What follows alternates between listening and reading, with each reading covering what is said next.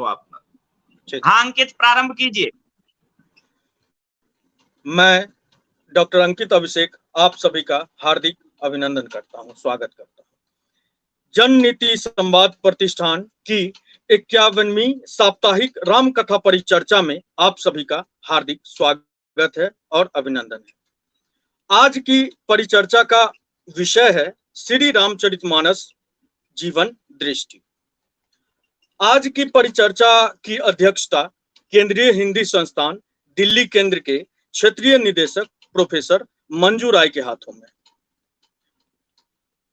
और आज के परिचर्चा के मुख्य वक्ता के रूप में हमारे साथ हैं डॉक्टर वेद प्रकाश। इसके साथ ही मैं मंजू मैम का सादर अभिनंदन करता हूं। मुख्य वक्ता और अध्यक्षता कर रहे मैम का मैं संक्षिप्त परिचय प्रस्तुत करना चाहता हूं। इन्होंने विभिन्न शैक्षणिक एवं व्यावसायिक संस्थानों में हिंदी भाषा के लिए अनेकों व्याख्यान दिया है। इनके द्वारा अनेकों पुस्तकों का संपादन और अनेकों पुस्तकें प्रकाशित हुई।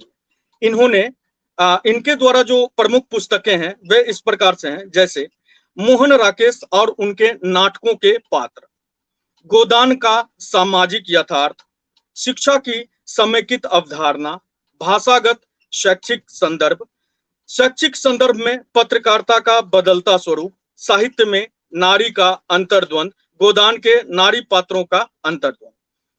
इनके द्वारा विभिन्न पत्र और पत्रिकाओं में कई आलेख प्रकाशित हुए हैं। इसके साथ साथ कई पुस्तकों में इन्होंने अपने आलेख भी प्रकाशित करवाए हैं। इसके पश्चात हमारे साथ मुख्य वक्ता के रूप में डॉक्टर वेद प्रकाश जी हैं। इनकी शिक्षा दीक्षा रामजस कॉलेज से हुई है और हिंदी विभाग से इन्होंने अपनी एमफिल और पीएचडी पूर्ण की है। इनके द्वारा 12 प्रकाशित पुस्तकें हैं। महत्वपूर्ण पुस्तकें हैं जिनमें भाषा, साहित्य और संस्कृति, संकल्प राष्ट्र निर्माण का, प्रधानमंत्री मन की बात का विश्लेषण, नया भारत, समर्थ भारत, जल जीवन। इन्हें साहित्य श्री सम्मान संस्कृति मंत्रालय भारत सरकार द्वारा प्रदान किया गया है। विभिन्न समाचार पत्रों में इन्होंने 200 से अधिक लेखों का प्रकाशन किया है। यूजीसी केयर लिस्ट में इनके लगभग 20 आलेख प्रकाशित हुए हैं। आज का मुख्य विषय है श्री रामचरितमानस का जीवन दृष्टि। राम कथा और रामायण ऐसे विषय हैं जिन पर न जाने कितने शोध हो चुके हैं और आगे भी होते रहेंगे, क्योंकि हमारे ऋषि मुनियों द्वारा जो भी ग्रंथ लिखे गए हैं वह इतने सत्य, इतने प्रमाणिक और इतने प्रासंगिक हैं और इतने सर्वकालिक हैं कि इन्हें जिस युग में भी पढ़ा जाएगा या पढ़ा जाता रहा है, उनमें से कुछ नए तथ्य ही निकल कर सामने आते हैं। कलयुग केवल नाम आधारा, सुमिर सुमिर नर उतर ही पारा। यह एक ऐसे अथाह सागर के समान है जिसमें मंथन करने पर केवल अमृत ही प्राप्त होता है। और यह हमारी निष्ठा है, परिश्रम है, साधना है, श्रद्धा है, विश्वास है, आस्था है, भक्ति है, धर्म है कि हम उनमें से कितना अमृत ग्रहण कर पाते हैं। विश्व के लगभग सभी देशों में आधुनिकता के पदार्पण के साथ साथ प्रत्येक राष्ट्र की स्वतंत्रता, प्रत्येक व्यक्ति की स्वतंत्रता, स्त्री पुरुष की समानता, व्यक्ति व्यक्ति में समानता, अन्याय शोषण से मुक्ति, समाज की स्थापना, धर्म, जाति, लिंग, धन आदि के आधार पर होने वाले भेदभाव की समाप्ति जैसे नए जीवन मूल्य स्वीकृत हुए हैं।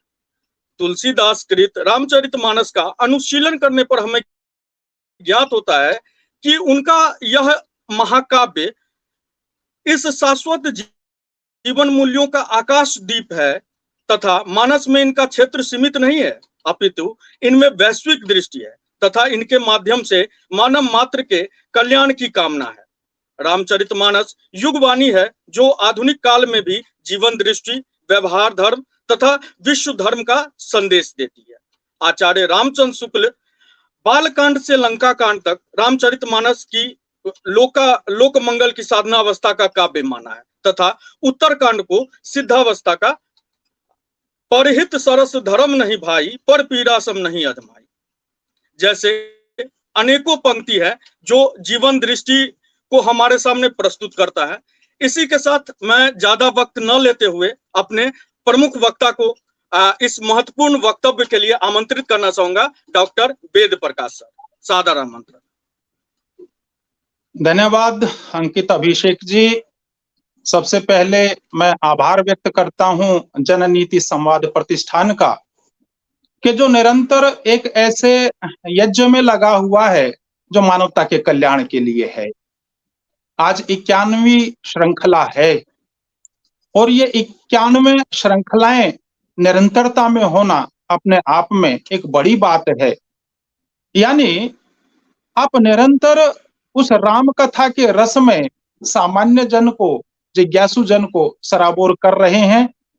मैं आप सभी साथियों का, विशेष रूप से भाई श्रीनिवास त्यागी जी का, संचालन कर रहे अंकित अभिषेक जी का, सुनील जी, संतोष जी, अनामिका जी, और इस कार्यक्रम की आज जो अध्यक्षता कर रही हैं ऐसी प्रोफेसर मंजू राय जी, मैं आपको भी प्रणाम करता हूं। और इस आभासी पटल पर जितने भी लोग जुड़े हुए हैं, बहुत सारे मित्र दिल्ली विश्वविद्यालय के और देश के अनेक हिस्सों से संभवतः जुड़े होंगे या बाद में भी इसे सुनेंगे, मैं आप सबके चरणों में अपना प्रणाम निवेदन करता हूं। मैं तो एक छोटा सा विद्यार्थी हूं और इस विद्यार्थीपन में जो कुछ थोड़ा बहुत समझ पाया, वहां से बात को हम शुरू करते हैं। तो आइए पहले थोड़ा गुरु चिंतन कर लिया जाए। श्री गुरु चरण सरोज रज निज मन मुकुर सुधारे, बरनउँ रघुवर विमल यशु, जो दायक फल चारि, जो दायक फल चारि। युग तुलसी पूज्य श्री राम किंकर जी के चरण सेवक श्री रामचरितमानस, जिनका जीवन बनकर अब कथा एवं लेखों के माध्यम से निरंतर और नूतन रूप में विश्लेषित हो रहा है, ऐसे श्री राम किंकर विचार मिशन के संस्थापक अध्यक्ष पूज्य स्वामी मैथिली शरण जी, जिनकी मुझ पर कृपा है, मैं ऐसे गुरुदेव के श्री चरणों में अपनी वंदना प्रस्तुत करता हूं। गुरु पूर्णिमा के पावन अवसर पर श्री रामचरितमानस का निचोड़ स्वरूप आपकी पुस्तक चरितार्थ का लोकार्पण हुआ। उस कार्यक्रम में मेरी सहभागिता रही। यह मेरे लिए हर्ष और आनंद का विषय है और मैं इसे गुरु कृपा भी मानता हूं। मित्रों, गोस्वामी जी ने 12 ग्रंथों की रचना की और 12 के 12 ग्रंथों में उनका केंद्रीय विषय एक ही है, प्रभु श्री राम। कई बार यह प्रश्न तो आता होगा कि राम ही उनके ग्रंथों के विषय या उनकी रचना के विषय क्यों बने।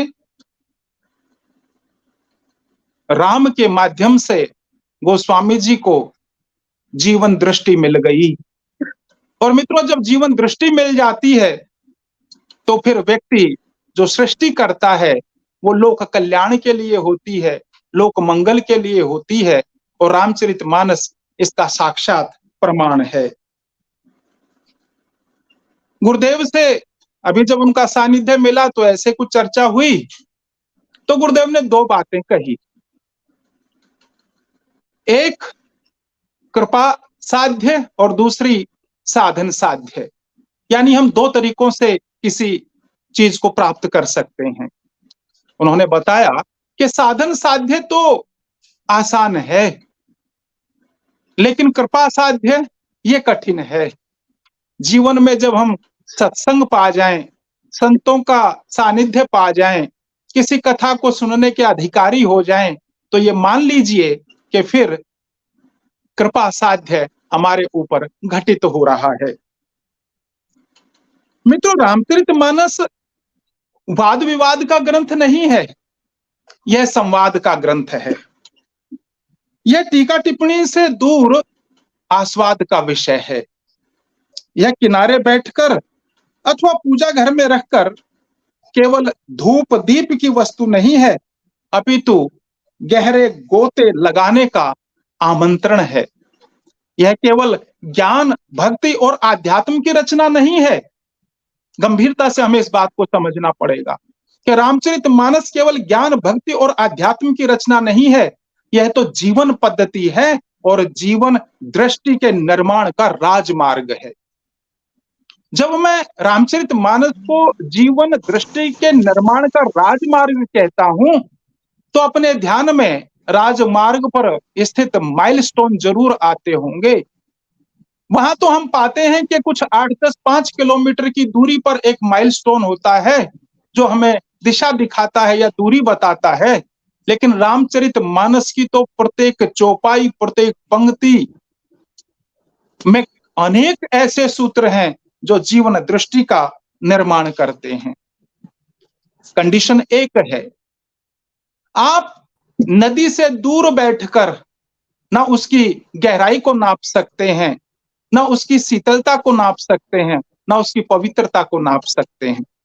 रामचरितमानस को यदि आपने जानना है तो उसमें अवगाहन करना पड़ेगा, उसमें गोता लगाना पड़ेगा, उसमें प्रवेश करना पड़ेगा।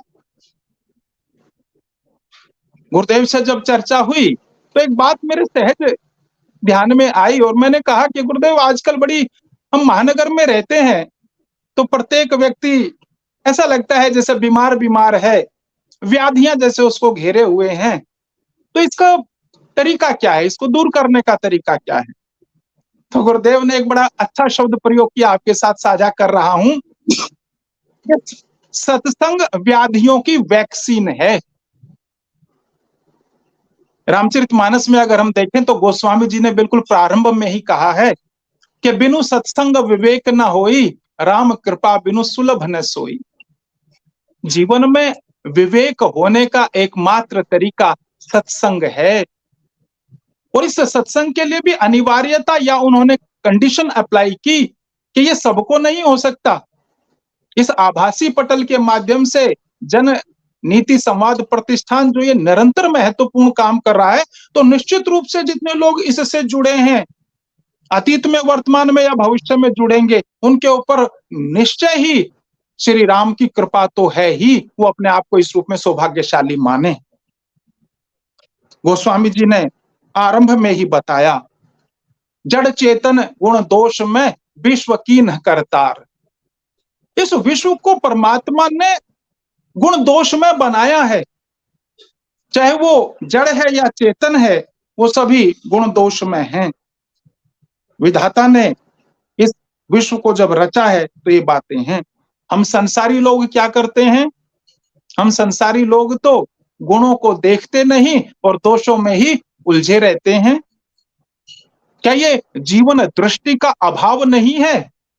तो गोस्वामी जी आगे और विवेचना करते हैं और कहते हैं कि संत हंस गुण गह ही पय परिहर ही बारी बेकार। के संत तो हंस के रूप में जो दोष रूपी जल है उसको छोड़ देते हैं और गुण रूपी दूध को ग्रहण कर लेते हैं। हम जैसे सामान्य लोग हंस कैसे बनेंगे? क्योंकि हंस बने बिना तो आप उस दूध को ग्रहण नहीं कर पाएंगे, आप उस अमृत तत्व को, उस मूल बात को ले नहीं पाएंगे। कैसे बने? तो उसका रास्ता बताया गोस्वामी जी ने। बंदौ गुरुपद पदम परागा, सुरुचि सुवास सरस अनुरागा। क्या गुरुदेव के चरणों को, गुरु के चरणों की वंदना ही एकमात्र उपाय है। उनके चरणों की रज अगर आप पा जाते हैं तो संभवतः आपके अंदर हंसत्व के गुण आ जाएंगे। और आगे क्या कहा, वे आगे भी बताते हैं कि ऐसा करने से क्या होगा। तो बताया कि अमीय मूरी में चूरन चारु, समन सकल भव रुज परिवारु। यानी गुरुपद ऐसी संजीवनी है, ऐसी जड़ी है, ऐसा सुंदर चूर्ण है जो संपूर्ण भव रोगों के परिवार का नाश कर देता है। आरंभ में ही रामचरितमानस में एक लंबी चर्चा गोस्वामी जी गुरु चरणों की वंदना की करते हैं। गुरु सुवा जय पंथ देखावा, बिन गुरु जगत को निर्गुण पावा। ऐसा मलिक मोहम्मद जायसी ने भी कहा। कबीर ने कहा कि गुरु गोविंद दोऊ खड़े काके लागू पाए, बलिहारी गुरु आपने जिन गोविंद दियो मिलाए। दृष्टि कोई भिन्न नहीं है, गुरु के महत्व को नकारा नहीं जा सकता। गोस्वामी जी रामचरितमानस के आरंभ में ही इस बात की स्थापना करते हैं कि यदि गुरु चरण रूपी संजीवनी आपके साथ है, वो जो रज है गुरु चरणों की, वो संजीवनी है। यदि आपने उसको धारण कर लिया तो समस्त भव रोगों से आपका छुटकारा हो सकता है, क्योंकि गुरु उनसे छुटकारे का या उनसे दूर जाने का या उनसे मुक्ति पाने का मार्ग बता देंगे। वे आगे फिर कहते हैं, उग रही विमल बिलोचन ही के, मिट ही दोष दुख भव रजनी के, और सूझही राम चरित मनि मानिक, गुपुत प्रगट जह तो जही खानिक। गुरु के सानिध्य से क्या होगा, तो बताया कि गुरु के हृदय में आते ही हृदय के निर्मल नेत्र खुल जाते हैं। बिना गुरु के आए ये नेत्र खुलना संभव ही नहीं है।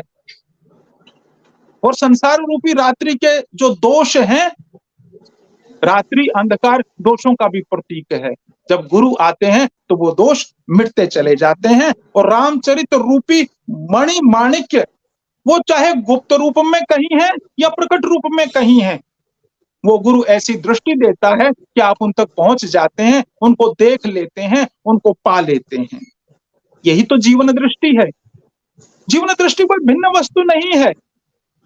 हम जीवन को जिए कैसे, हम जीवन में प्राप्त क्या करना चाहते हैं, हम जीवन में किस तरीके से आगे बढ़ें।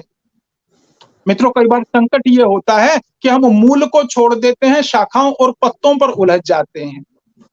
रामचरितमानस हमें यही संदेश देता है कि मूल तो प्रभु राम ही हैं। अगर आपने मूल को पकड़ लिया तो फिर शाखाओं की चिंता करने की आवश्यकता नहीं है, फिर वो आपको तार ही देंगे।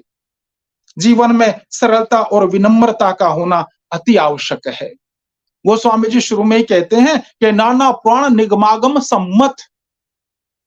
ऐसे ही हवा में रामचरितमानस की रचना नहीं हुई है।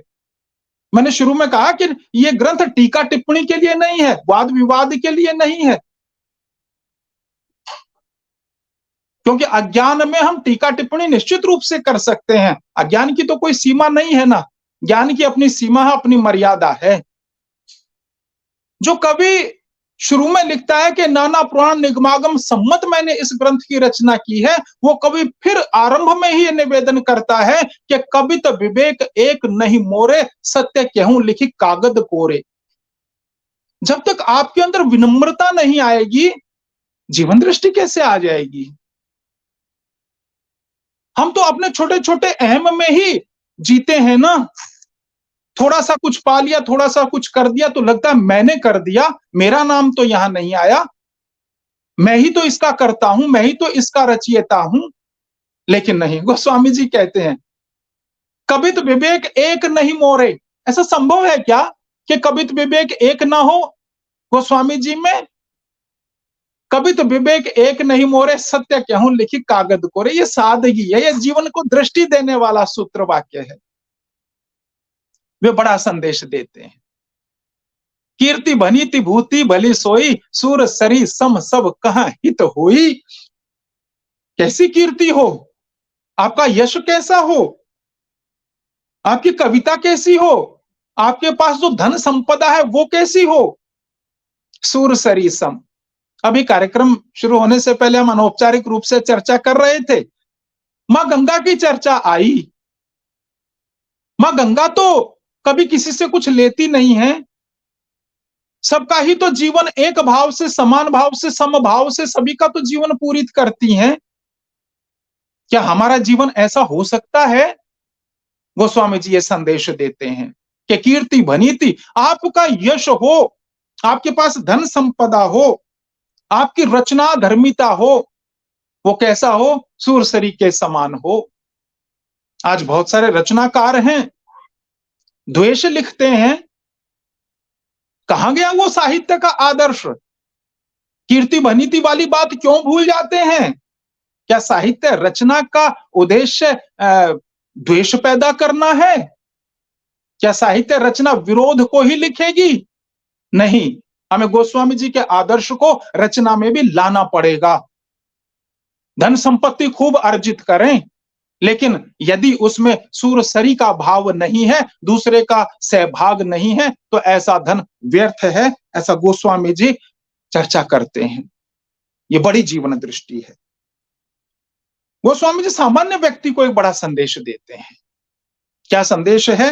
राम नाम मणि दीप धरूं, जिह देहरी द्वार, और तुलसी भीतर बाहिर हूं, जो चाहसी उजियार। अगर जीवन में उजाला चाहते हो, चाहे वो भीतर का उजाला हो, चाहे वो बाहर का उजाला हो, तो राम नाम का दीप अपने मुंह में रख लीजिए। अरे राम का नाम लेने में भी संकट महसूस होता है क्या? लोक में तो हम देखते हैं बहुत सारे लोग राम राम कर दीजिए, पता नहीं नाराज जैसा हो जाते हैं। अरे भाई, वैचारिकता कोई हो सकती है, जो सत्य है, सनातन है, सबका निर्माता है, करता है, उसके नाम से भी क्या दुरेज। हनुमान यदि लंका पहुंच सके, यदि उस विशाल समुद्र को पार कर सके, तो ध्यान रखिए गोस्वामी जी बताते हैं कि उनके मुंह में राम नाम की मुद्रिका थी। बिना मुद्रिका के कैसे समुद्र लंघन संभव है? और वो तो फिर आगे सुंदरकांड में बड़ी बढ़िया बात कहते हैं हनुमान जी। कहे हनुमंत विपत्ति प्रभु सोई, जब तब सुमिरन भजन न होई। विभीषण के संदर्भ में ये बात है। विपत्ति तभी तक है जब तक व्यक्ति के जीवन में सुमिरन नहीं है। बड़ी जीवन दृष्टि है। आप विपत्ति में घिरे हुए हैं, परेशानी में हैं, आप करिए ना सुमिरन। कैसे विपत्ति रह सकती है? विपत्ति नहीं रहेगी। विभीषण ऐसा ही तो महसूस कर रहे थे। हनुमान को देखते ही क्या कहा कि मुझे लगता है तुम कोई भगवान के सेवक हो, भक्त हो, क्योंकि तुम्हें देखते ही मेरे मन में ना प्रीति का संचार हुआ है। मुझे कुछ ऐसा आभास हो रहा है। कितनी बड़ी जीवन दृष्टि है! कैसे समझ लिया, कैसे जान लिया? क्योंकि राम का भक्त ही राम को पहचान सकता है, अन्य के लिए यह बड़ा कठिन कार्य है। राम कथा का महत्व बताते हुए गोस्वामी जी लिखते हैं कि यह संदेह, अज्ञान और भ्रम को हरने वाली है। संसार रूपी नदी को पार करने हेतु नाव है, ज्ञानियों को विश्राम देने वाली है और सकल जन रंजनी है, अर्थात सब मनुष्यों को प्रसन्न करने वाली है। रामकथा सुनने वाला व्यक्ति कभी निराश और दुखी रह सकता है क्या? संभव ही नहीं है, संभव ही नहीं है। क्योंकि गोस्वामी जी ने क्या कहा है ना कि सकल जन रंजनी, ये रंजन पैदा करती है, आपको रचा देती है, बसा देती है, आपका चित्त उससे भिन्न हो ही नहीं सकता। कलयुग के पापों का नाश करने वाली है। कलयुग केवल नाम आधारा। अभी भाई हमारे संचालक महोदय अभिषेक जी इस बात की चर्चा कर रहे थे। नाम ही आधार है, यानी नाम ही तार सकता है। महत्वपूर्ण चर्चा आपने रखी। जीवन मुक्ति हेतु जनु काशी, गोस्वामी जी ने लिखा है। रामचरितमानस जीवन से मुक्ति के लिए, जीवन मुक्ति हेतु जनु काशी, अर्थात जीवों को मुक्ति देने के लिए मानो काशी ही है। ऐसा कहा जाता है कि काशी में अगर व्यक्ति अंतिम सांस ले ले तो वो सीधा मोक्ष को प्राप्त होता है। और काफी लोग तो ये भी कहते हैं यदि अंतिम संस्कार का भी सौभाग्य मिल जाए उस शरीर रूप को, तो वह भी सीधा मोक्ष को ही पाता है। गोस्वामी जी ने आगे बता दिया, काम को हमद मोह न सावन, और बिमल विवेक विराग बढ़ावन, और सादर मज्जन पान किए ते, मिट ही पाप परिताप हिए ते। ध्यान रखना, मज्जन किए बिना पाप नहीं मिटेंगे। अंतिम पंक्ति बताई है कि सादर मज्जन पान किए ते, इसका कुल्ला दातुन खाना पीना सब कर लीजिए, और जैसे ही आप वो कर लेंगे, जैसे उसमें स्नान कर लेंगे, जैसे उसमें डुबकी लगा लेंगे, तो मिट ही पाप परिताप ही के। रामचरितमानस काम, क्रोध, मद और मोह का नाश करने वाला है। और जब इनका नाश हो जाएगा तो क्या होगा? अरे यही तो है काम क्रोध मद लोभ, यही तो नरक के पंथ हैं। और जब इनका नाश हो जाएगा तो क्या बताया, तो बता दिया कि निर्मल ज्ञान और वैराग्य बढ़ जाएगा। इससे बड़ी जीवन दृष्टि और क्या हो सकती है। अरे ज्ञान के पीछे हम दौड़ रहे हैं, सुख के पीछे हम दौड़ रहे हैं, तो उसका ऐसा सहज मार्ग गोस्वामी जी ने प्रस्तुत किया है। इसमें आदर पूर्वक स्नान करने से और इसे पीने से हृदय में रहने वाले सब पाप मिट जाते हैं। पीना तो पड़ेगा, कई बार तो देखने से ही पाप दूर होते हैं। पीना कानों से, पीना आंखों से, पीना नासिका से, पीना मुंह के द्वारा। केवल मुंह के द्वारा ही पीना नहीं है, ये पीने के सारे हमारे जितने भी इंद्रिय हैं, ये सभी पीने के ही तो रास्ते हैं। भिन्न भिन्न रूपों में भिन्न भिन्न चीजों को हम ग्राह्य करते हैं, पीते ही तो हैं। गोस्वामी जी कहते हैं, मातु पिता गुरु प्रभु के बानी, बिन ही विचार करिए शुभ जानी। महत्वपूर्ण स्थापना है माता पिता की और गुरु की। इनकी वाणी को बिना किसी विचार के, बिना किसी तर्क वितर्क के ग्रहण कर लीजिए, यथावत कर दीजिए, जीवन में कहीं कोई परेशानी आएगी ही नहीं। क्या ऐसा आज के युग में, आज के समय में हम कर पा रहे हैं? संभवतः नहीं। और जब नहीं शब्द आता है तो फिर कठिनाई और परेशानी आना तो बहुत स्वाभाविक है। गोस्वामी जी आगे कहते हैं, आंख कान और हृदय का होना तभी सार्थक है जब वे संतों को देखें। आंखों की सार्थकता तभी है, पूरी चर्चा की है गोस्वामी जी ने। आंखों की सार्थकता है वो संतों को देखें, कानों की सार्थक है वो भगवान की कथा सुने, और हृदय की सार्थकता है वो राम भक्ति से परिपूरित हो। यदि ऐसा है तो जीवन में फिर संकट और परेशानी रहेंगी ही नहीं, क्योंकि आपने तो सारे द्वारों को तो साफ सुथरे ढंग से बना दिया है ना, उनमें कहीं प्रदूषण तो है ही नहीं। जिन कानों में राम कथा पड़ेगी, जिस मुंह से राम नाम का उच्चारण होगा, जिस घर में रामचरितमानस का पाठ होगा, वहां कोई वैचारिक या किसी प्रकार का प्रदूषण संभव ही नहीं है। आप देखिए ना अनुभव करके। गोस्वामी जी आगे कहते हैं, गोस्वामी जी की चर्चा से पहले श्रीमद् भगवत का एक कंसेप्ट आता है। श्रीमद् भगवत गीता में कहा गया है कि संशयात्मा विनश्यति, जिसके मन में संशय होता है ऐसे व्यक्ति का विनाश होना बड़ा संभव है। उसको विनाश से कोई रोक नहीं सकता, क्योंकि संशय तो राजमार्ग है ना विनाश की ओर ले जाने का। हर चीज में संशय, हर चीज में संशय। अरे कोई सीमा होगी भले आदमी, नहीं, हर चीज में संशय। तो भगवत गीता ने कहा कि संशयात्मा विनश्यति। गोस्वामी जी ने भी उसको श्री रामचरितमानस में वर्णित किया है, उसकी चर्चा की है। लिखते हैं कि राम कथा सुंदर करतारी, संशय विहग उड़ावन हारी। संशय रूपी पक्षी बैठा नहीं रह सकता। करना क्या होगा, राम कथा को हृदयंगम करना होगा। राम कथा सुंदर करतारी, ये एक ऐसी ताली है जिसको बजाते ही संशय रूपी पक्षी उड़ जाता है। बजाकर देखना पड़ेगा, अनुभव में लेकर आना पड़ेगा। संशय के कारण ही तो बहुत सारे झगड़े, बहुत सारी समस्याएं, बहुत सारे विवाद हैं। संशय विहग उड़ावनहारी। निशाचरी प्रवृत्ति गोस्वामी जी के भी समय थी, आज के समय में भी है। उसकी ओर भी संकेत करते हैं, छूटी नहीं है वो उनकी दृष्टि से। और निशाचरी प्रवृत्ति के लिए उन्होंने कहा, क्या कहा कि जेहि विधि होई धर्म निर्मूला, सो सब कर ही वेद प्रतिकूला। जेहि जेहि देश धेनु द्विज पावहीं, नगर गांव पुर आग लगावहीं।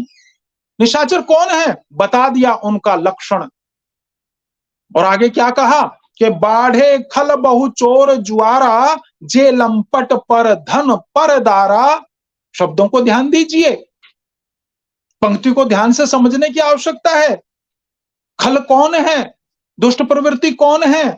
बाढ़े खल बहु चोर जुआरा, जे लंपट पर धन पर दारा। मां नहीं मातु पिता नहीं देवा, और साधुन सन करवा वही सेवा।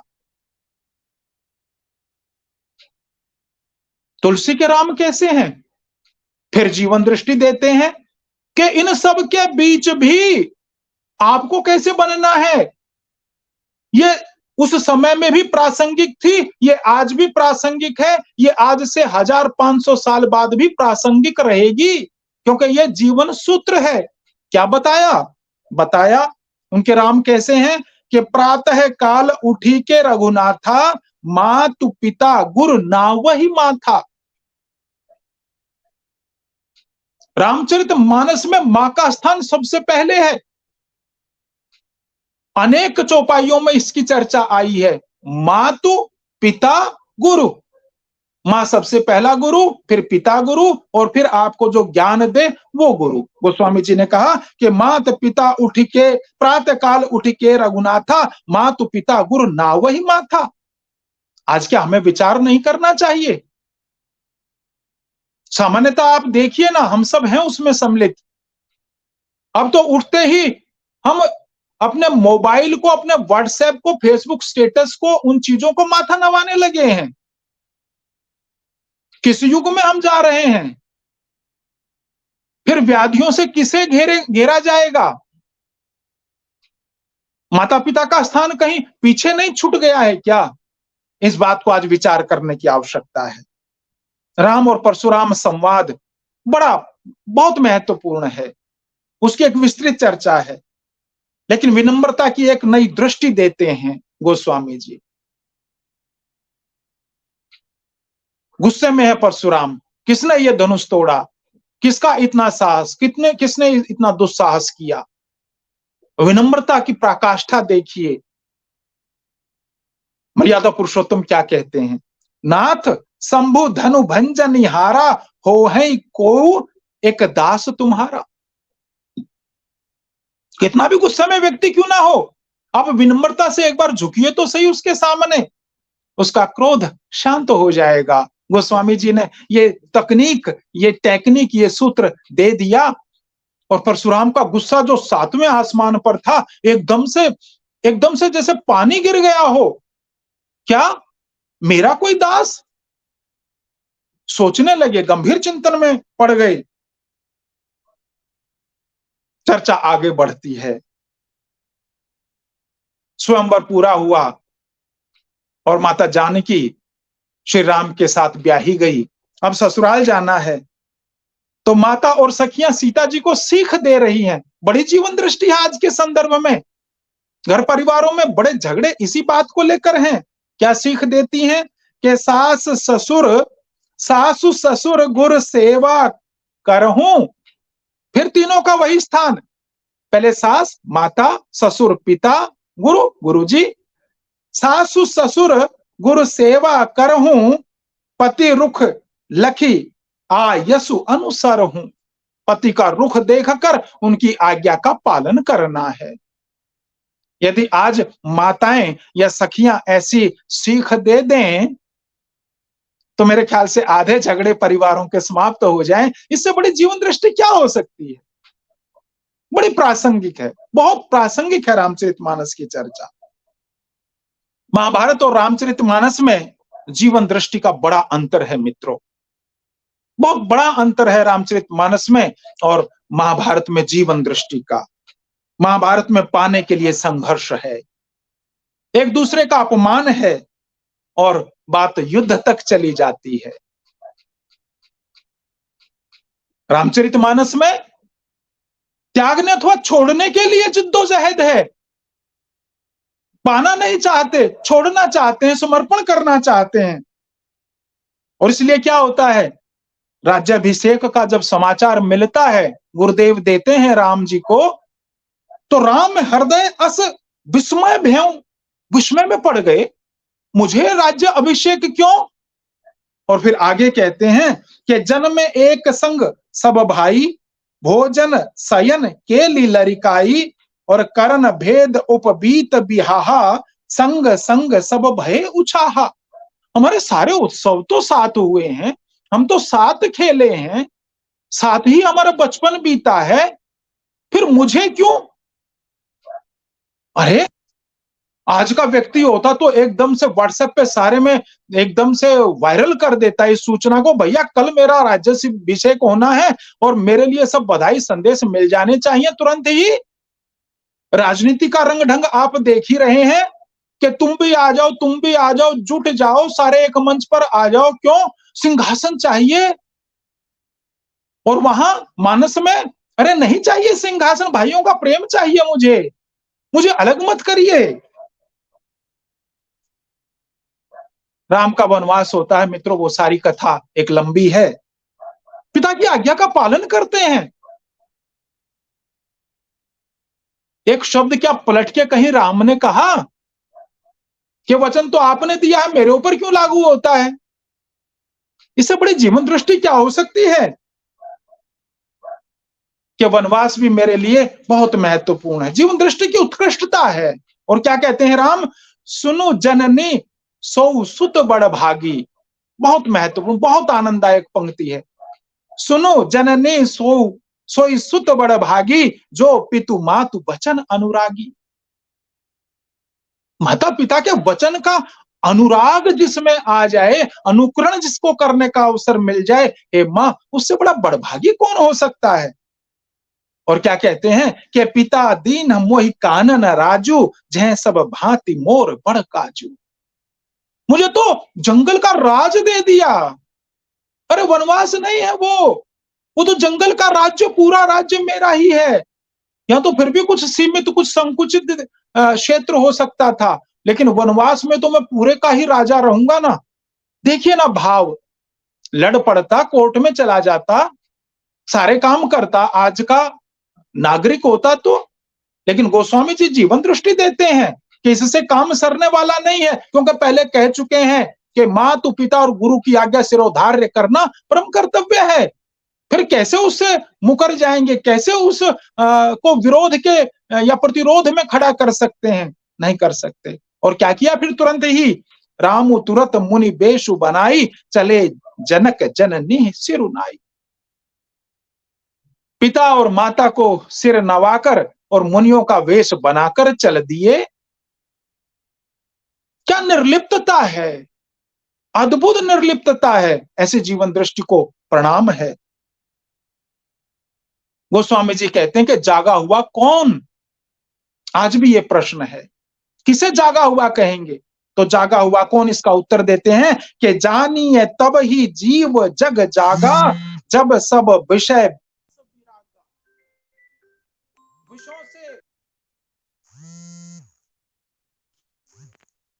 विषयों से विरक्त हो जाए व्यक्ति को, उसे जागा हुआ जानिए।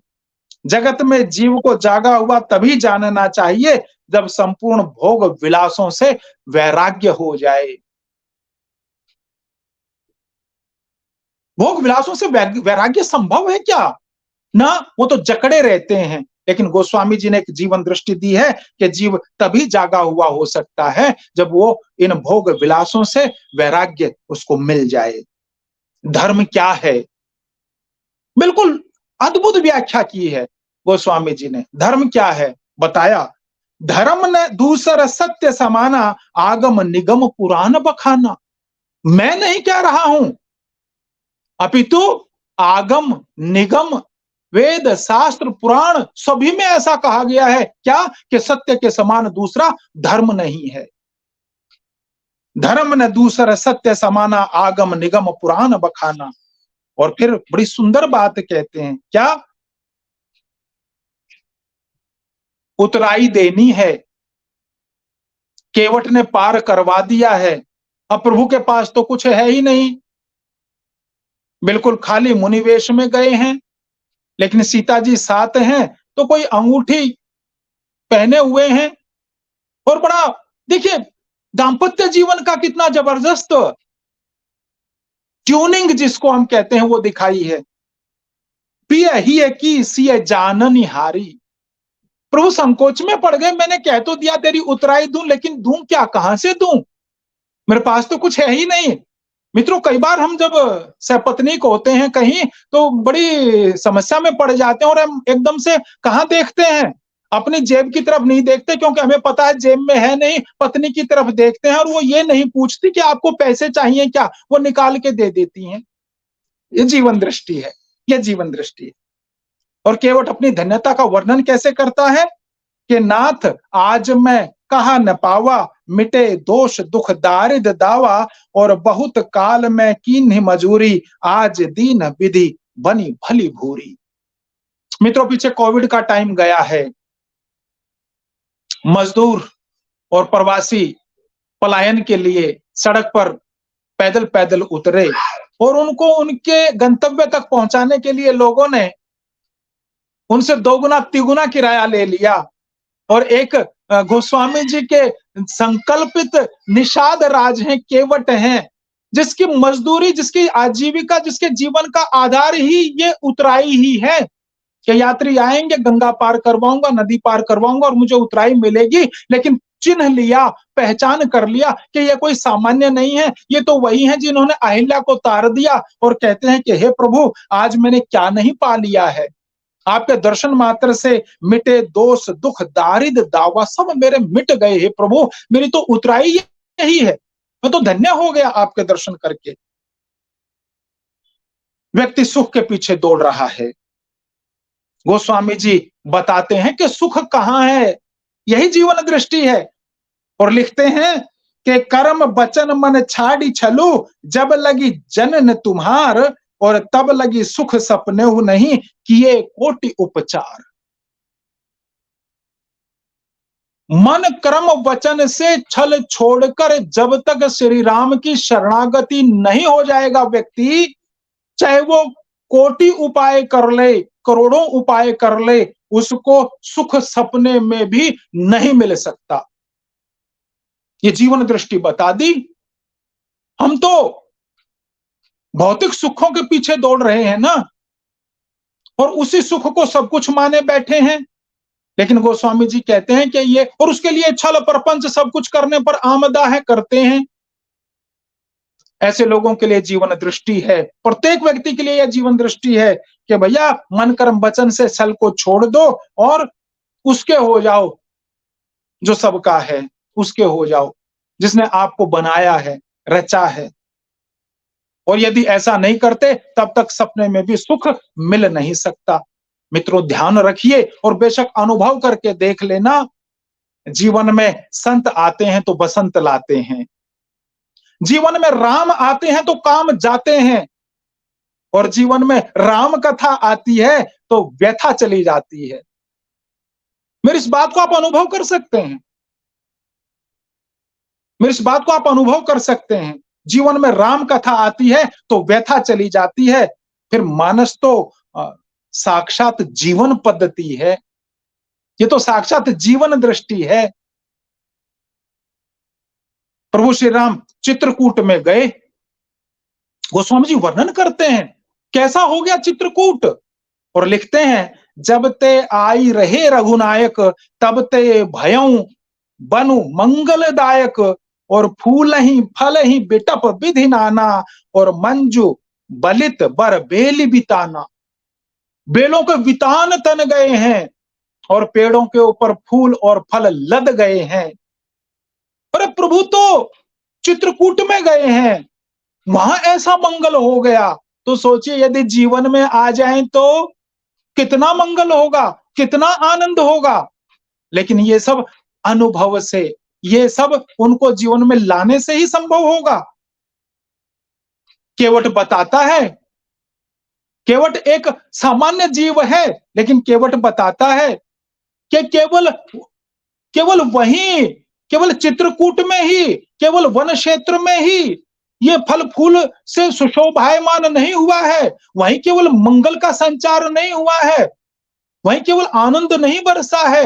अभी तो केवट क्या बताता है, जब चित्रकूट में सारे लोग थे, गुरु थे, माताएं थी, भरत थे, तो चित्रकूट में क्या कहते हैं केवट, दिल को छू जाती है ये बात। वो कहते हैं कि कपटी कायर कुमति को जाति, अपने लिए प्रयोग कर रहे हैं, कपटी कायर कुमति को जाति, लोक वेद बाहिर सब भांति।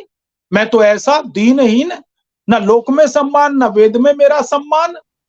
फिर राम कीन्ह आपन जब हीते, पंक्ति को ले लीजिए आप, राम कीन्ह आपन जब हीते और भयों भुवन भूषण तब हीते। अरे मैं तो भुवन का भूषण बन गया जब से राम ने मुझे अपने शरणागत किया। ये राम का प्रभाव है, ये राम कथा का प्रभाव है, ये राम के दर्शन का प्रभाव केवट के माध्यम से गोस्वामी जी ने लिखा है। यहां विश्व इतिहास में ऐसा उदाहरण कहीं नहीं मिलेगा जैसा रामचरितमानस में है कि राज्य को देने के लिए चित्रकूट पहुंचे भरत और सिफारिशी साथ लेकर गए, हे प्रभु मुझे नहीं चाहिए, ये तो राम का ही हक है, उन्हीं को ही मिलना चाहिए, गुरुजी मेरी सिफारिश कर दो, आप मेरा साथ दे देना।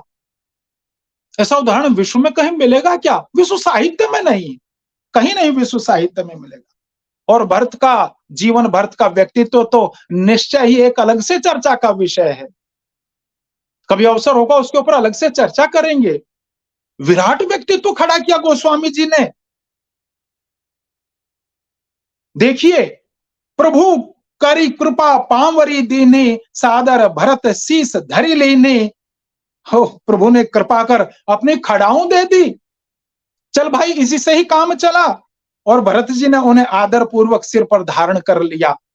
अयोध्या वापस लौटे तो राज सिंहासन पर बैठे नहीं, अभी तो सिंहासन पर पादुकाएं रख दी और स्वयं क्या किया? नंदी गांव करी पूरन कुटिया, नंदी गांव करी परन कुटीरा और कीन है निवासु धर्म धुर धीरा। धर्म के धुरंधर हैं, धीर हैं, दंड है धर्म की धुरी धारण करने में धीर भरत जी ने नंदीग्राम में पर्णकुटी बनाकर उसी में निवास किया। जीवन में प्रभु के आगमन की सूचना तो सबको होती है। मैं बड़े जोर से यह बात कहना चाहता हूं कि जीवन में प्रभु के आगमन की सूचना तो सबको हो जाती है, लेकिन उसको पाने का मार्ग क्या हो, इस पे व्यक्ति पे डिपेंड करता है। रावण क्या कहता है?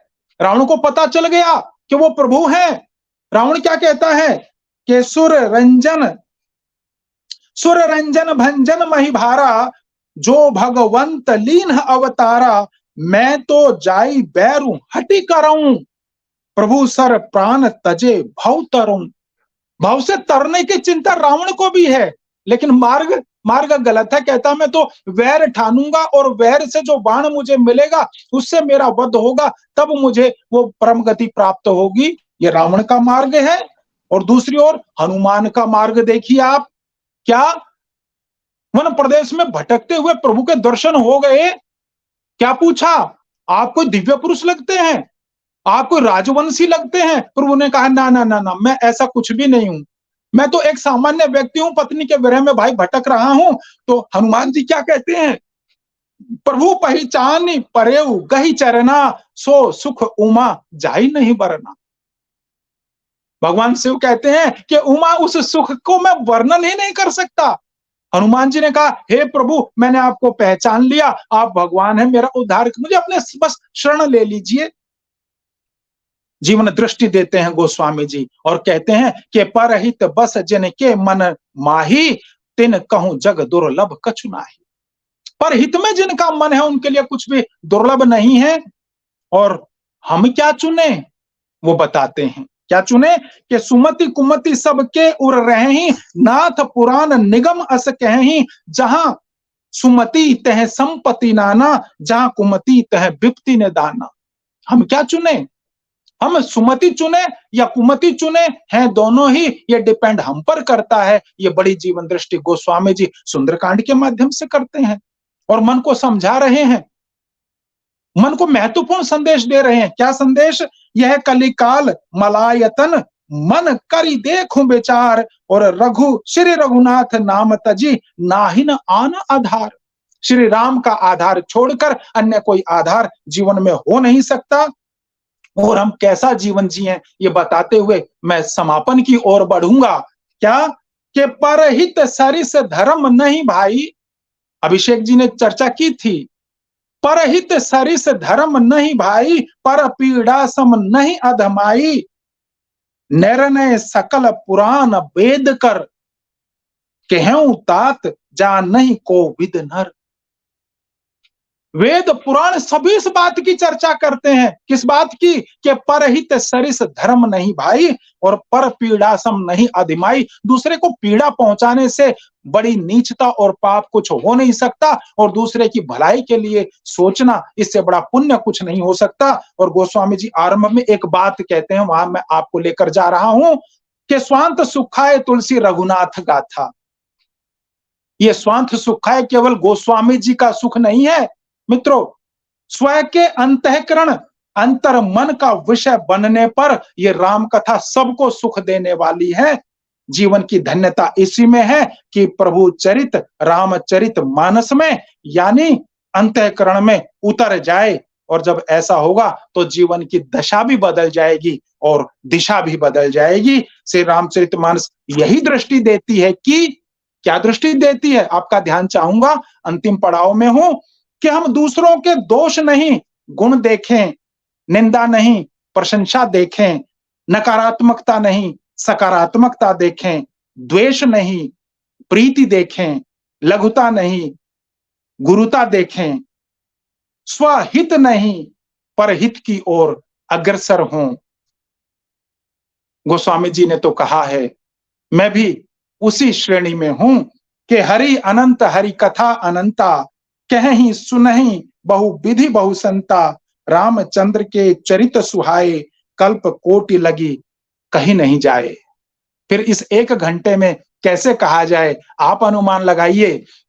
मैं आभार व्यक्त करता हूं जननीति संवाद प्रतिष्ठान का, भाई प्रोफेसर श्रीनिवास त्यागी जी का, आप सभी लोगों का जिन्होंने इस आभासी मंच पर मुझे सुना, मुझे समय दिया, और मैं पुनः चरण वंदना करता हूं अपने गुरुदेव स्वामी मैथिली शरण जी की, जिनके चरणों में मुझे कुछ समय बैठने का अवसर मिला है। और रामचरितमानस तो एक ऐसा विषय है जो मानस का विषय है, उसे कई दिन तक लगातार कहा जा सकता है।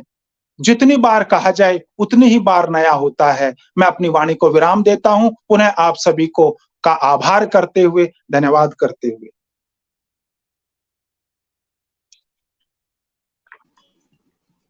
बहुत बहुत धन्यवाद सर आपका। आपने बहुत ही सारगर्भित और बहुत महत्वपूर्ण प्रसंगों की तरफ हम लोगों को जानकारी प्रदान की है, और आपका जो केंद्रीय विषय रहा है उसमें रामचरितमानस के माध्यम से जो जीवन दृष्टि आपने हम लोगों के समक्ष रखा है, उससे हम सभी सुधी जन काफी लाभान्वित हुए हैं। आपने आपके वक्तव्य में जो महत्वपूर्ण मुझे कुछ चीजें लगी, जैसे आपने बताया कि सभी ग्रंथों का केंद्रीय विषय श्री राम है, और इसी के माध्यम से तुलसी को जीवन दृष्टि जो मिली है, वही जीवन दृष्टि हम लोग भी इसके माध्यम से प्राप्त कर सकते हैं। जब तक हमारे अंदर विनम्रता नहीं आएगी, तब तक हमारे अंदर एक जीवन दृष्टि नहीं आ सकती है। राम का भक्त ही राम को पहचान सकते हैं, और राम कथा सुनने वाला व्यक्ति कभी भी दुखी नहीं रह सकता। और आपने कहा कि जीवन मुक्ति हेतु काशी है राम नाम। इसी के साथ मैं अध्यक्षीय भाषण के लिए प्रोफेसर मंजू मैम को आमंत्रित करता हूं इस आभासी पटल पर। मंजू मैम, आपका स्वागत है। को मेरा नमस्कार है। त्यागी जी का इतना आग्रह रहता है कि मैं 7:15 पर तो इंस्टीट्यूट से आई, और मैंने कहा कि कहीं रास्ते में भीड़ में ना फंस जाऊं कि त्यागी जी तो नहीं, आप लोग नहीं, मैं ही वंचित रह जाऊं सुनने से राम कथा को। तो वेद प्रकाश जी का वैदिक बोल रही हूँ, वेद प्रकाश जी का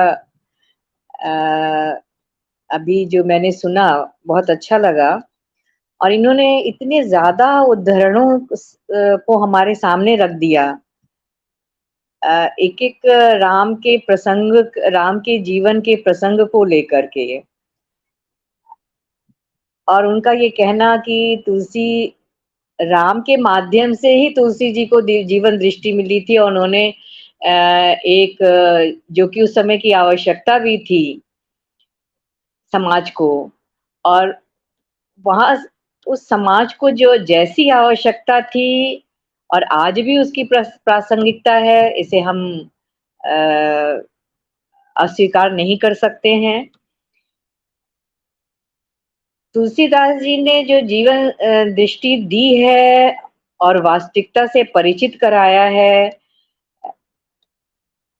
इन्होंने जीवन पद्धति, जीवन का निर्माण किया है, ये वास्तव में एक हमारे सामने हमारे जीवन को एक सबल बनाने का काम करता है। हम उसे स्वीकार नहीं करना चाहते हैं या सोच लीजिए कि आपाधापी में, लेकिन जैसा अभी वैदिक जी ने कहा कि वास्तव में यदि हम रामचरितमानस को अपने जीवन में उतार लें तो हमें कभी जीवन का कष्ट, क्योंकि कष्ट क्या है, कष्ट तो हमारे सोच की उपज है। हमें कष्ट हो रहा है वो हमारी सोच है। हमने अगर सोच लिया कि कष्ट नहीं है तो कष्ट नहीं है। तो राम का जीवन, राम ही क्यों, पूरे रामचरितमानस में आए, जैसे अभी इन्होंने कहा कि चाहे नेगेटिव हो चाहे पॉजिटिव चरित्र है, सभी हमें कोई ना कोई संदेश देते जा रहे हैं। तो वेद प्रकाश जी का बहुत बहुत आभार, क्योंकि इन्होंने एक बहुत ही सुंदर प्रस्तुति हमारे सामने रखी, जीवन के प्रत्येक पक्ष को समझाते हुए, चाहे वो वन जीवन हो, केवट जीवन हो, भातृ प्रेम हो, माता पिता के प्रति दायित्व हो, इन सबको उन्होंने बहुत अच्छी तरह से हमारे सामने रखा। त्यागी जी को भी मैं, ये जो चलती हुई उनकी श्रृंखला है उसके लिए मैं बहुत बधाई देना चाहूंगी। मुझे लग रहा है कि मैं ये तीसरी बार आई हूँ या दूसरी बार आई हूँ, मुझे याद नहीं आ रहा है त्यागी जी, उसमें संशोधन कर लीजिएगा। ये आप लोगों को मालूम याद होगा। तो ये जो चलती हुई श्रृंखला है, जो कि निर्बाध गति से रामचरितमानस में वर्णित राम जीवन में हमें गोता लगाने के लिए मजबूर कर रही है, और हम उसमें गोता लगा रहे हैं, और उसमें मतलब बहुत असंख्य मोती लेकर के हम निकल रहे हैं। तो ये जो रामचरितमानस अवधी भाषा में लिखा गया, ये एक सामान्य जनजीवन तक ये कथा पहुंच सके, इन्होंने एक इस भाषा का प्रयोग किया कि एक सामान्य, आपको मालूम होगा कि जब हमारे ये मजदूर बनाकर जाए गए थे बिहार प्रांत से, ईस्टर्न यूपी से विदेशों में, वो गन्ने की खेती के लिए, तो रामचरितमानस ही उनके जीवन का संबल था, जिसे वो, मतलब वो जब काम करके निकलते थे तो उन्हें बेड़ियों में जकड़ कर रख दिया जाता था, और वो इसे ही रामचरितमानस को ही गाकर, क्योंकि पढ़े लिखे नहीं थे, इतना ही पढ़े थे कि रामचरितमानस गा सके, तो रामचरितमानस को गा करके ही वो अपने जीवन को एक दिशा देते थे, एक दृढ़ता देते थे, कष्टों से अपने को उन्मुक्त करते थे और फिर दूसरे दिन के लिए तैयार हो जाते थे। तो ये है रामचरितमानस की प्रभुता। रामचरितमानस में अगर हम जीवन को तलाशना शुरू करें तो हर कांड में जीवन है, लेकिन बाल कांड, अयोध्या कांड और उत्तर कांड, ये राम के जीवन के महत्वपूर्ण घटनाओं को हमारे सामने रखती है। इसमें धार्मिक नैतिक संदेशों को शामिल किया गया है, अध्यात्म है, भक्ति है, सीता की पवित्रता है, भाईचारा, जैसे अभी वेद प्रकाश जी ने कहा कि भरत की महिमा को हम एक अलग से मंच दें तो ज्यादा अच्छा रहेगा, क्योंकि भरत की भी अपनी महिमा है। तो इसमें है धर्म है, समर्पण है, प्रेम है, सेवा है, संघर्ष है, सद्भावना है, और संकटों से मुक्ति कैसे हम पाएं, उसकी कला है। ये सारे मानवीय मूल्य इसमें समाहित हैं। मैंने कहा अभी कि जितने भी पात्र लिया उन्होंने, चाहे वो रावण का संदर्भ हो, चाहे राम का हो, चाहे जिसका भी हो, इन्होंने अच्छाई का प्रचार किया, बुराइयों का नाश किया उनके द्वारा, क्योंकि हमारे समाज में ये सारी कुरीतियां फैली हुई हैं। हम समाज को हम नहीं कह सकते केवल अच्छाइयां ही हैं, बुराइयां भी हैं। उन बुराइयों से हम कैसे निकलें, इसलिए रावण भी इसको महसूस करता है अंत में आकर के। मैं तो उदाहरण नहीं दूंगी अभी, वेद जी ने बहुत अच्छे अच्छे उदाहरण दिए। तो अच्छाई और बुराई का नाश है, सामाजिक समरसता है, सम्मान है, सहयोग है, आदर्श जीवन है, अहंकार का कैसे नाश हो सकता है, क्रोध है, ये सारे हमारे जीवन के ही तत्व हैं जो हमारे में समाहित होते हैं। हमारे जीवन को किस तरह से हम उसको हटाएं, सुधारें, ये रामचरितमानस हमें बहुत अच्छी तरह से हर चीज के बारे में बताता है अपने चरित्रों के माध्यम से। संस्कृति है, संस्कार है, आदर्श, नैतिकता के मूल्य हैं, इसका और परिवार, समाज, संस्कृति, इन सभी को लेकर के चलने वाली हमारा रामचरितमानस है। अगर हम शुरू में ही देखें तो इन्होंने जो शैव और वैष्णव के प्रति विद्वेष भाव था उसको समाप्त किया उन्होंने। ये लिख करके सौहार्द स्थापित किया कि संतत जपत शंभु अविनाशी, शिव भगवान ज्ञान गुण राशि। मतलब मनुष्य को तो संदेश दिया, लेकिन मनुष्य को इनके मार्फत भी संदेश दिया इन्होंने। सो अपि राम महिमा मुनिराया, शिव उपदेश कीन्ह करिकताया। सामाजिक सद्भावना, इन्होंने अभी जैसे निषाद का उदाहरण दिया। निषाद का संकोच, जो निषाद संकोचवश दूर से प्रणाम करता है और मुनि वशिष्ठ उसको बाहों में भर देते हैं। ये जो आजकल हमारे अंदर ये फैला हुआ है वैमनस्य की भावना, उसको भी दूर करना ही ये भी जीवन का संदेश दिया है। राम सखा ऋषि बरबस भेटा, जिमि मही लूठत स्नेह समेटा। जनजाति का कितना समाज में स्थान होना चाहिए, इसको उन्होंने ये हमारे समाज का अभिन्न और सम्मानित अंग है, ये भी उन्होंने बताया। वन जीवन का भी अभी वेद जी ने वर्णन किया कि वानर को वन में रहने वाला नर कहा। सुग्रीव और उनकी सेना के सदस्य जो थे वो वानर भालू ही ना होकर जंगल के रहने वाली एक जातियां थीं जो कम शिक्षित सभ्य मानी जाती रही होंगी उस समय। किष्किंधा में राम लक्ष्मण से भेंट होने पर हनुमान जी का राजा सुग्रीव को परिचय देना, ये और मित्रता का अनुरोध करना, ये हमें वास्तव में समाज में जीवन हमें खड़ा होने का संदेश देता है कि समरसता जिसकी बात इन्होंने की कि नाथ शैल पर कपिपति रही, तेहि संग नाथ अमत मैत्री की जय, ये भी इन्होंने बताया। और आदर्श को स्थापित किया, मर्यादा का उल्लंघन करने वाले की भर्त्सना की। सुग्रीव का अज्ञानता वश ही कह लीजिए कि बाली को मृत समझकर राज सिंहासन पर बैठा, फलस्वरूप बाली का सुग्रीव को मारना और अपने छोटे भाई की स्त्री का अपहरण।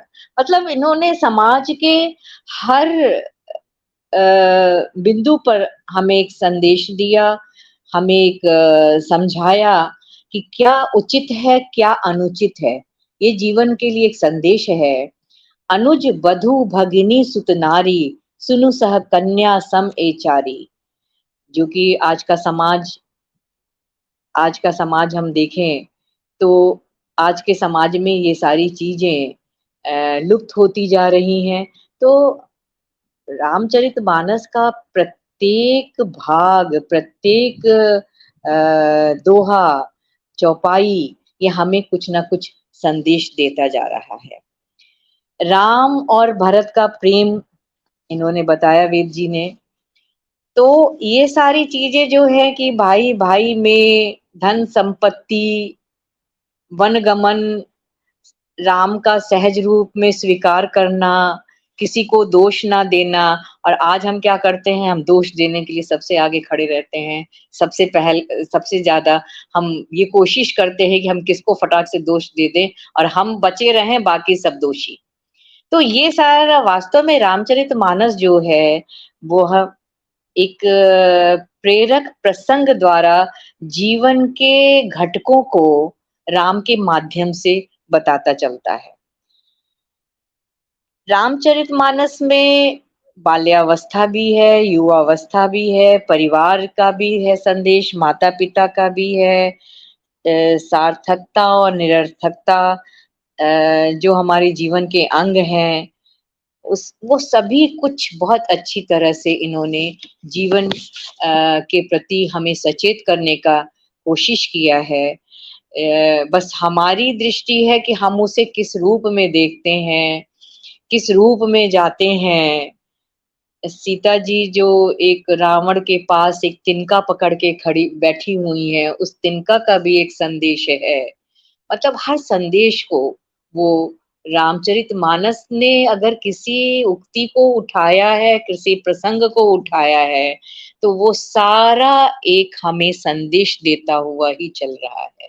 हमें बस जरूरत है उसकी अभिव्यक्ति को लेने के लिए अपने जीवन में उसे हम कैसे समाहित करें, यह देखने के लिए। इसीलिए अभी इन्होंने कहा कि सत्संग की महिमा है। सत्संग जीवन में बहुत जरूरी है। सत्संग के द्वारा हम जीवन के में भटके मार्ग को भी हम सही मार्ग के रूप में हम ले सकते हैं। तो ये आज का ये जो राम का जीवन, रामचरितमानस का जीवन दृष्टि थी, जीवन का प्रसंग था, ये हमारे लिए कितना अमूल्य है। हमें इसे लेने की और समझने की जरूरत है। तो हमारे देश में, परिवार में, समाज में जो कुरीतियां फैली हुई हैं वो समाप्त हो जाएंगी, क्योंकि हमें इसका अर्थ, क्योंकि रामचरितमानस में जितने भी दोहे हैं, चौपाइयां हैं, हम एक सम दृष्टि से देखें, सामान्य दृष्टि से देखें तो वो एक अर्थ प्रकट करता हुआ दिखाई देगा। लेकिन हम उसके अर्थों से अर्थ निकालते चले जाएंगे जीवन के दृष्टि से, तो वो वास्तव में हमें एक मजबूत इंसान बनाकर पेश करता है। ये ऐसी हमारी धारणा होनी चाहिए। और हमें रामचरितमानस, जो कि आप पुराने समय में चले जाइए, महिलाएं बहुत पढ़ी लिखी नहीं रहती थी, लेकिन काम से निपटने के बाद वो रामचरितमानस को लेकर के बैठ जाती थी और बड़े ही गीतमय दृष्टि से उसे गा करके पढ़ती थी। 2 पेज ही पढ़ा, 3 पेज ही पढ़ा, लेकिन अपने जीवन में उतारती थी। जो अभी आपने कहा कि सास की सेवा, पति की सेवा, ये सब करना हमारा धर्म था, क्योंकि ये धर्म ये रामचरितमानस से ही सीखती थी। तो रामचरितमानस इस तरह से जीवन को संदेश देता है, एक सुदृढ़ परिवार बनाता है, सुदृढ़ समाज बनाता है और सुदृढ़ परिवार, क्योंकि हमारा क्या है, व्यक्ति से परिवार बनता है, परिवार से समाज बनता है, समाज से देश बनता है और राष्ट्र बनता है। तो ये रामचरितमानस का एक संदेश है। इसी के साथ मैं वाणी को विराम देती हूँ। धन्यवाद।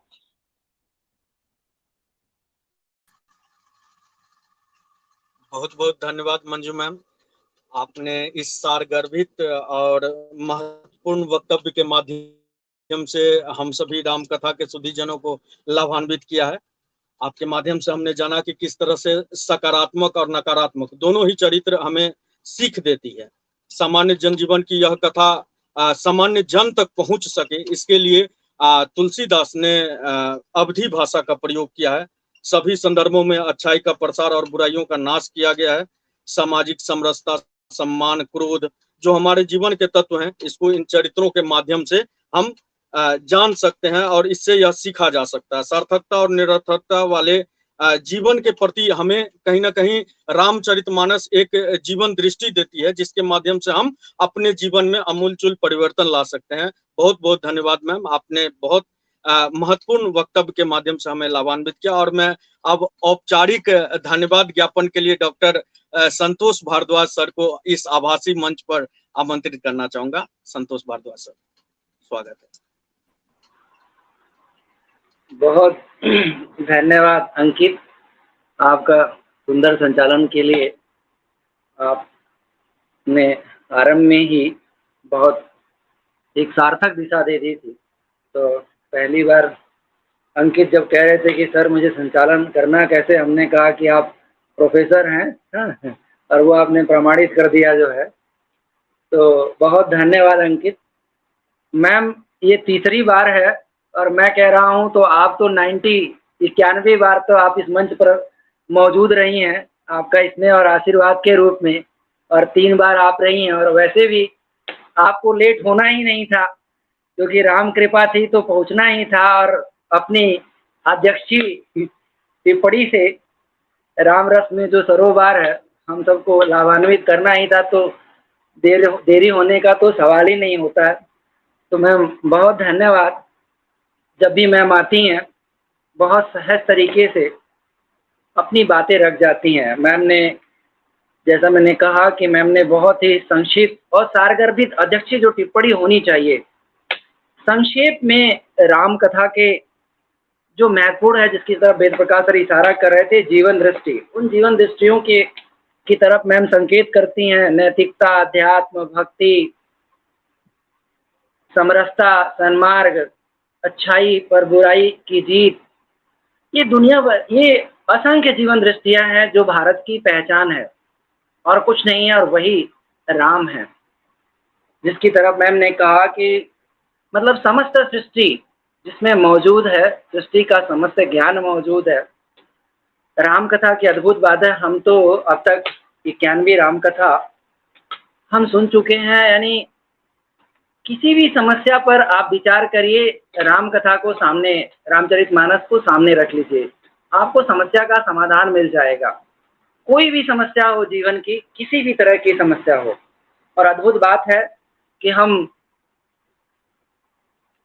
बाबा गोस्वामी तुलसीदास ने रामचरितमानस लिखा, तब से लेकर अब तक हम राम कथा को खोलकर उसमें अपनी समस्या का निवारण, और हर भारतीय अपने अपने तरीके से अपनी समस्या का समाधान पा जाता है। बहुत धन्यवाद वेद प्रकाश सर, आपने बहुत अच्छी जो बात कही वो बहुत बढ़िया मुझे लगी। कि आपने एक बात कही कि जो राम कथा है वो था कि जब संत आते हैं तो बसंत आता है। तो आज जो है आप राम कथा के संत के रूप में आए और इस हमारे जननीति संवाद पर बसंत आ गया, और उसका उदाहरण जो है वो हम प्रत्यक्ष देख सकते हैं कि आज इतने सारे लोग हम सब जुड़े हैं। ये बसंत है और अनगिनत लोग जो है इस वर्चुअल मंच से जुड़े हुए हैं। जीवन में जब राम कथा आती है तो जीवन से व्यथा चली जाती है। ये जीवन दृष्टि है और यही सच्चाई है। इसीलिए हर भारतीय जो है जब भी किसी समस्या में पड़ता है तो राम कथा का पाठ करता है। आप बात कर रहे थे बहुत, 2 बातें केवल कि ये जीवन दृष्टि भारत का आपने उल्लेख किया और वो बात कही। मैं केवल कि राम भरत जब चित्रकूट पहुंचते हैं तो राम ने बंदेवी प्रकट होती हैं और कहती हैं कि प्रभु सेवा बताइए कि क्या सेवा करूं मैं। तो राम कहते हैं कि बंदेवी से कि बस इतना करिए कि भरत जिस मार्ग से आए हैं उन पथ के रास्तों में जो कांटे हैं, जो शूल है, बस वो साफ कर दीजिए। तो बंदेवी पूछती हैं कि प्रभु अब तो आप पहुंच चुके हैं, अब उनका क्या लाभ? तो कहते हैं कि भरत उन्हीं मार्गों से आएंगे और उनको अगर एक भी कांटा चुभ गया, ये है जीवन दृष्टि सर, जिसकी तरफ वेद प्रकाश सर ने इशारा किया कि ये जीवन दृष्टि है। दूसरा मैं एक उदाहरण देके, सर ने बहुत सारी बातें की कि जब राम का राज तिलक हो रहा होता है, वापस लौटते हैं, तो भाई लक्ष्मण वो अतिथियों की सूची लेकर पहुंचते हैं और कहते हैं भैया वैसे तो मैंने लगभग अतिथियों को आमंत्रित कर दिया है, अगर आपकी तरफ से ये सूची है, अगर कोई ऐसा नाम रह गया हो तो आप बता दें। राम छूटते ही कहते हैं कि मित्र निषाद राज को बुलाना मत भूलना। ये है जीवन दृष्टि है जो राम कथा की तरफ, जिसकी तरफ वेद प्रकाश सर ने इशारा किया। और बहुत कि मनुष्य आजकल सुख के पीछे भाग रहा है, लेकिन वास्तविक सुख पता ही नहीं है। ये हमें रामचरितमानस गोस्वामी तुलसीदास बता देते हैं ये बात कि राम कथा सुनने वाला कभी निराश नहीं होता, विभिन्न प्रकार की व्याधियों से वो मुक्त हो सकता है। और ये जीवन जीने की दृष्टि है जिसकी तरफ मैम ने भी इशारा किया। तो निश्चित रूप से राम कथा वास्तव में जीवन दृष्टि, एक जीवन दृष्टि है। कहने वाला और सुनने वाला दोनों ही, अगर कुछ शब्द भी हमारे कानों में पड़ जाए तो जीवन सार्थक हो जाता है। आज जिस प्रकार सर ने इशारा भी किया कि हर कोई जो है स्वार्थ के पीछे भाग रहा है, विश्व युद्ध हो रहा है, वहाँ भाई भाई केवल त्याग की बात करते हैं। आज एक भाई दूसरे भाई का गला काट देता है, कुछ छोटी छोटी जमीन के एक टुकड़े के लिए, थोड़ी संपत्तियों के लिए। ये त्याग की भूमि रही है, उसका प्रतीक है राम कथा।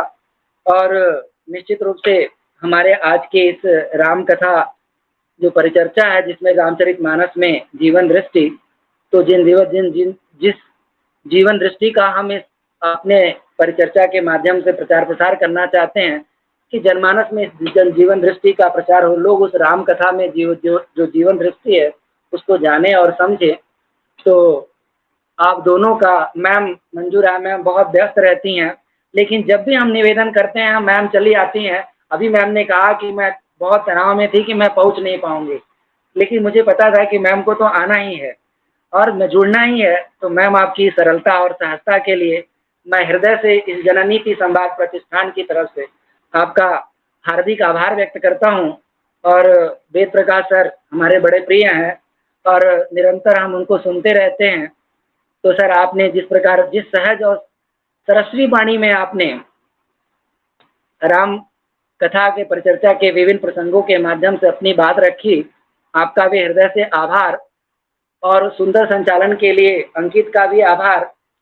छोटे भाई सुनील जुड़े हुए हैं, वो तो मैं हमेशा कहता हूँ कि वो तो सारथी ही हैं और हमारे इस रथ पर सवार, जिस रथ को हाँकने वाले, हम तो पीछे से धक्का देने वाले हैं। बड़े भाई श्रीनिवास त्यागी सर, जिनकी वजह से हम इस हर शुक्रवार को राम कथा का रसपान करते हैं। छोटी बहन अनामिका जुड़ी हुई है, प्रतिभा